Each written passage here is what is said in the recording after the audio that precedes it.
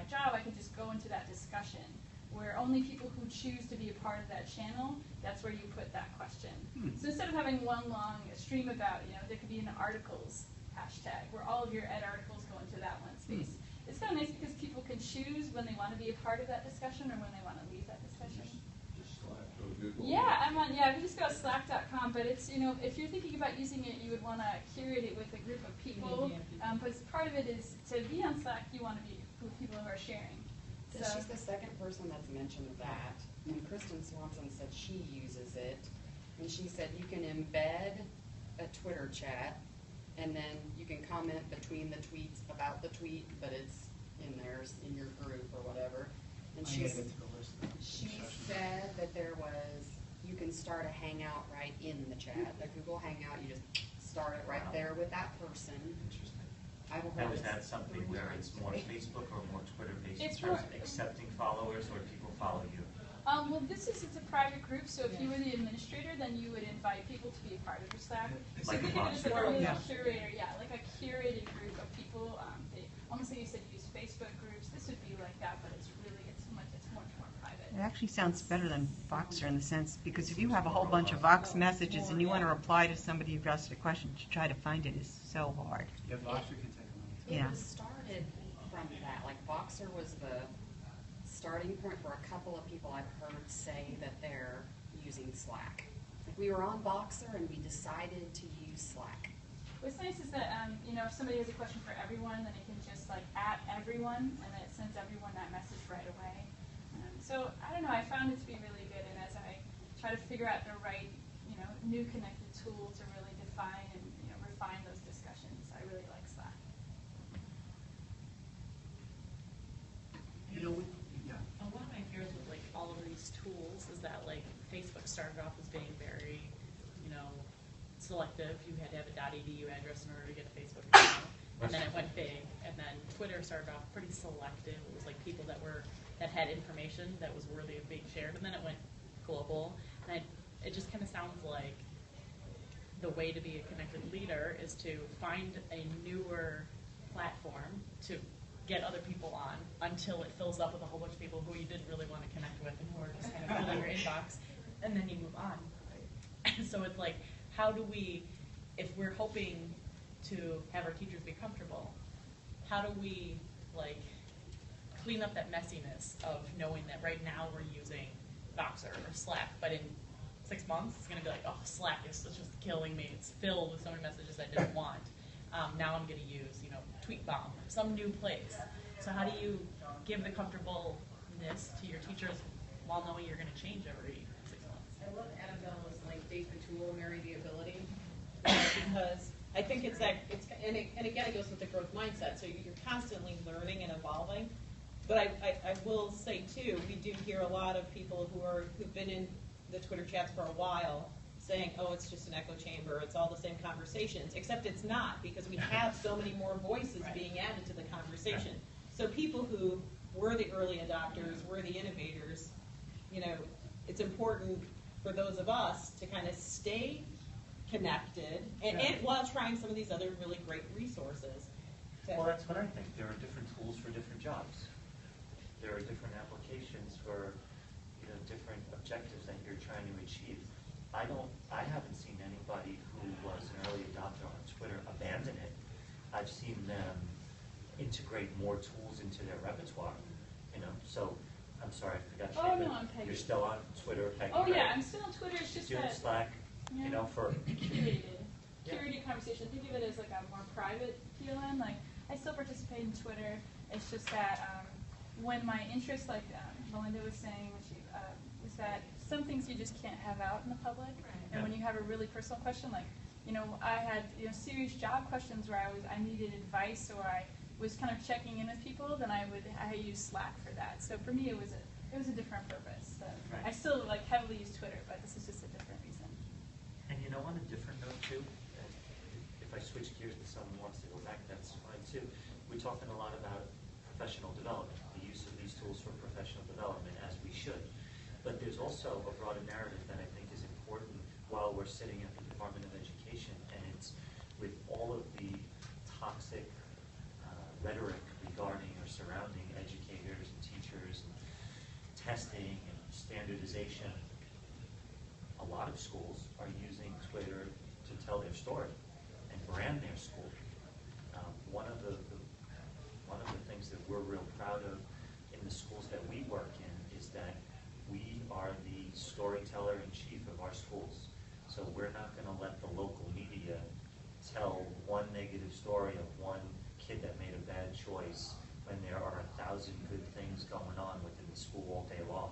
So we devote a lot of our time throughout the day as we're observing classrooms and seeing what teachers are doing to capture what we call images of learning. And we put that out there on a school Twitter feed, and we promote that at school events for parents to take part and follow us, so they can see on a daily basis a bird's eye view of what's going on in a science classroom or in a phys ed classroom or at recess or after school Is it okay activity. to stop the And broadcast? the parents that have been receptive to it are basically addicted to it Do you want me now, to keep it going or because stop? they're getting an insider look at learning.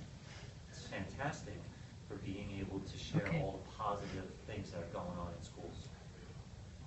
I don't know if anyone can follow Bonnie McClellan. She's a kindergarten teacher. But Don and I have a 4-year-old who's going to kindergarten next year. And God, if I could move to that district. Yes. Sorry. I want to move to that district just to put my kids Just for in class. kindergarten. You know, I want to like bounce around from district to district just to move our kid from one teacher's class. Class. Because, you know, you don't get to see your kid that much during the day, right? You're working so hard, you go home, you see her for a couple hours, she goes to bed. But if my daughter was in Bonnie's class, I would see 5 or 6 tweets from her. And how cool is that for a kindergarten parent to see what your kid is doing all day? And real learning. I mean, she's not tweeting pictures of her holding, you know, a painting. She's tweeting pictures of her learning how to read and learning how to count and learning how to, you know, really interact with her peers. You know, so talk about telling her. There are a lot of positive teachers stories. doing that, by the way. There are a lot of And teachers getting doing that. parents involved by doing that, and it's really using our tools to connect with parents and community and helping form conversations at home. I don't know if any of you go to the BLC conference that Alan November does up in Boston, but he featured one of it about 3 years ago, a teacher who never used Twitter, kindergarten teacher. And she opened up her classroom in September one day, and she had about 15, 16 tweets a day. She had permission to have the children in there, and it just exploded. And there's numerous teachers that I have actually one of my Twitter lists is just classroom Twitter accounts, and so there's a lot of people doing it, and it really is good. I mean, I suppose they're at work and they could open up their phones. I don't know if they get in trouble, but you know, the parents appreciate it. He just keeps our Twitter feed up on his screen. Yeah. So throughout the day, you know, he's checking in. And to get to that too, you need to run kind of like mini workshops, mini sessions, because I had parents last Right, year, I how do think, you with my use your Twitter? kiddos, and can you please do a Facebook page? So for a while I was doing kind of the cross-pollinating kind of thing, and then this year I'm like, you know what, I'm just going to do a Twitter session. Twitter 101 I do for the educators in my district. I'm going to do it for parents. I got a lot more buy-in, you know, and they're engaging. They're asking questions back, you know, throughout the day. I wonder if people could share their own, you know, we've just got we have an audience of people, and you guys you're in this up to your waist, you're doing this kind of work. I wonder if people could share some of the challenges that they're facing in these areas, you know? And also maybe some of your own edu wins, like what are some of the things you're really proud of that you've done? All right, I'll go first. Next Tuesday, we're doing a full day poetry reading in the school, so we're pushing out a link, so kids will be coming into the conference room all day and reading poetry, and staff, so it'll be on YouTube, it's an open link, and I've been pushing it out to parents, and they'll just keep it open on their work computer. And their kid will text mom, I'm going to be on at 12:15, just check me out, and then mom will just see them there. We'll cache, you can do up to 8 hours on YouTube. You can do it as a Google On Air, and it's one of the, this will be our second annual, we did it last year. What do you It was call it, John? off the charts. We call it the personal best, a full day of poetry. Everything we do in our school is called personal best, Personal best. fill in the blank. So this is our personal best day of poetry. We had our personal best Kid Fox Day 2 weeks ago. The personal best award. I'm getting a lot of nice comments back from the things that you're saying, by the way. And people don't want me to turn it off. I was thinking of turning it off, and they said, don't stop it. They really want to be here. Very cool. Yeah.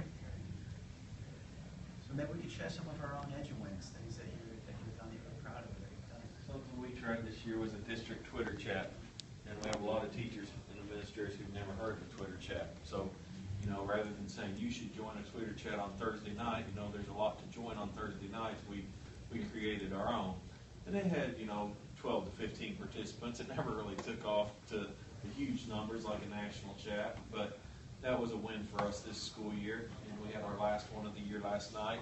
And over the course of the year, instead of me leading it, it led to a principal leading, a teacher leader, we had a media specialist, a technology coordinator, so kind of spreading that leadership out. And I think each time we had a different host, we had a different group, because their friends and coworkers followed them. Or Steve, did you do it by topic, or were they different topics? different topics. Dynamite. And, topics were related to teaching Did and you find learning. people they jumped into Twitter because, hey, I want to be part of this, I'd like to participate, I'm not on Twitter, but I want to. These are almost 100% people who were not on Twitter that's chats awesome. before. So that's the other thing, is you kind of have to show people how a Twitter chat works. I felt in the first and second one that I was, even throwing out examples of tweets or modeling how to answer a question. Sometimes we had a lot of lurkers, and I think we still have a lot of lurkers, but it's starting to spread, and next year we're going to expand to having that we'll still keep the one for parents or teachers and administrators, but we want to have one for parents. So we'll have a Twitter chat where we have two-way communication with families. So it's exciting, something we're trying. And two, if you start, because I'm going to tweet that out, I want my district to do that, that's awesome. If you started maybe on a superintendent conference day, as a Yeah, breakout session, sure. so that you could train people to do that, because there are some nuances to That would be easier, a face-to-face meeting. just as an initial kickoff maybe. So our hashtag is CHCCS chat. That's Chapel Hill Carborough City Schools chat. So CHCCS chat. So you can kind of see some of the things that have been tweeted out last night and this year. And I think the archive so we share the archive or save it, and that provides valuable resources. We don't know how many people are going there and clicking on the resources, but so many times now teachers say, I don't have a voice, I don't get to share my thoughts. I'm a leader, but I can't share my resources. So here you can share it with the whole world. It's pretty neat. It is. That's excellent. Stem off of that, I'm glad to hear that you're having success with that. Even if it's going to take a little bit of time to get it. We did something similar with our professional development days, and we were using a hashtag because kind of we were just saying, hey, listen, we can't be in all these articulation sessions that are going on. So it's pretty neat to see, and then I would go Storify at the end and then email the Storify, of course, back out, because that's what a lot of the teachers that aren't connected are just relying on. And I think that was breaking down some barriers too, and some teachers have been coming and asking to do a chat. So we're looking into, that's why it makes me feel comfortable knowing that you're having success there. Are the people still watching this Periscope, or should I end it? District-wide. But even if we have to start it, it'll start to allow. It's been going a while. Do you want me to end it? Involving parents to try to then let people moderate and come up with topics and do surveys to do that. Okay. And generate ideas. So it worked out pretty well for us. And we also had success with it because we took, like 3 leaps of faith this year with, we did South Jersey. You'll always hear me talk about from South Jersey, because it really is a big. Is that part of the bigger state, or is that separate? It's kind of, it really is its own state, and then when I'm thinking of, I feel like I'm in North Jersey, but they always tell me it's Central Jersey. So North Brunswick is like Camp NJ, and I don't mind going there, but we were noticing there's a real disconnect in Cape May County, Atlantic County, even Cumberland County down in the south.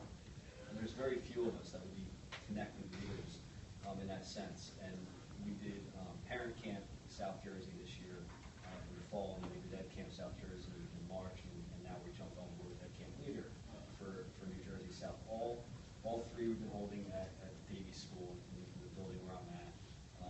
But after parent camp in the fall, it was just, I've had the same parents now signing up for the Ed Camp South Jersey. I have some that are now already signed up, I noticed, for Ed Camp Leader. So to me, having the parents especially really love that format has been really powerful to see as well. It's great that once they got a taste of it, that they came back for more. And it's spreading.